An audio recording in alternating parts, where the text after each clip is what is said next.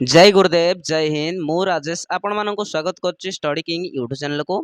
आज आम आलोचना करबा षष्ठ श्रेणी तृतीय अध्याय मानचित्र अध्ययन। मानचित्र अध्ययन अभ्यास कार्य आम आज आलोचना करबा। देखंतु प्रथम क्वेश्चन कौन रही आलोचना करबा। प्रथम क्वेश्चन कौन कहला भूगोलक अपेक्षा मानचित्र किपरि अधिक उपयोगी। भूगोलक अपेक्षा आमर मानचित्रटा किपरि अधिक उपयोगी बोली पचारिछि।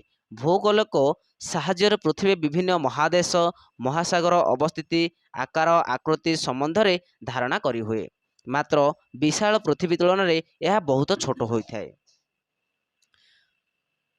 तेणु छोट छोट स्थान गुड़िकर सविशेष तथ्य एथिरू मिली न थाए। मानचित्र छोट तथा बड़ अंचल पाई विभिन्न मानर मानचित्र प्रस्तुत करिथाए। क्लियर। नेक्स्ट 2 नंबर क्वेश्चन कौन कहि देखिबा। 2 नंबर क्वेश्चन कौन कहला कहला कि मानचित्र कहले कौन बुझाए। मानचित्र कहले कौन बुझाए ना पृथ्वी पृष्ठ रे दुईटी स्थान रे प्रकृति दूरता एवं मानचित्र उपरे थिबा शून्य दुईटर दूरता रे अनुपात को मान कहा जाए। 3 नंबर क्वेश्चन कौन कहला ना मानचित्र रे थिबा मुख्य दिग और मध्यवर्ती दिग गुड़िकर नाम लेख। कौन हम ना मानचित्र रो मुख्य दिग गुड़िक है उत्तर दक्षिण पूर्व एवं पश्चिम दिग।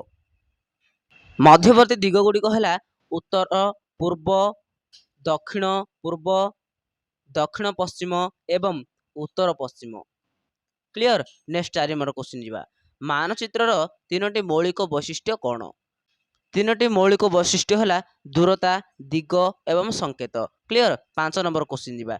क्यों माने मान विशिष्ट मानचित्र सुविशेष विवरणी दे थाए। 5 नंबर क्वेश्चन कौन कहला ना क्यों मान विशिष्ट मानचित्र सविशेष विवरणी दे थाए। कौन हम ना बृहत मान विशिष्ट मानचित्र छोट अंचल तथा सहर नगर ग्राम आदि दर्शाई थाए। तेणु एथुरु विभिन्न स्थान रे सविशेष विवरणी मिली थाए। नेक्स्ट 6 नंबर क्वेश्चन कौन कहला मानचित्र संकेत व्यवहार कहीं होता है। मानचित्र संकेत कहीं व्यवहार होता है। आम मानचित्र रे घर रास्ता वृक्ष आदि आकार सठिक भाव में दर्शाइबा संभवपर नुहे। तेणु एगुड़िक विभिन्न रंग संकेत माध्यम दर्शाइबा पड़ी थाए। क्लियर। 8 नंबर क्वेश्चन कौन कहला निम्न रे प्रदत्त केतेक प्रश्न पाई तीनोटी संभाव्य उत्तर दिया जायछि। ठीक उत्तरटी को बाछि लेख। क नंबर कौन कहला कंपास यंत्र केउथि व्यवहार करा जाए। केउथि व्यवहार करा जाए ना दिग पाई व्यवहार करा जाए। नेक्स्ट केउ मानचित्र देश देश मध्य थिबा सीमा दर्शा जायछि। क होई जिवो राइट आंसर राजनीतिक मानचित्र रे कोन करा जायछि ना देश देश मध्य सीमा दर्शा जायछि। क्लियर। ग नंबर कौन कहला केउथिरे मान व्यवहार करा जाए। केउथिरे मान व्यवहार करा जाए।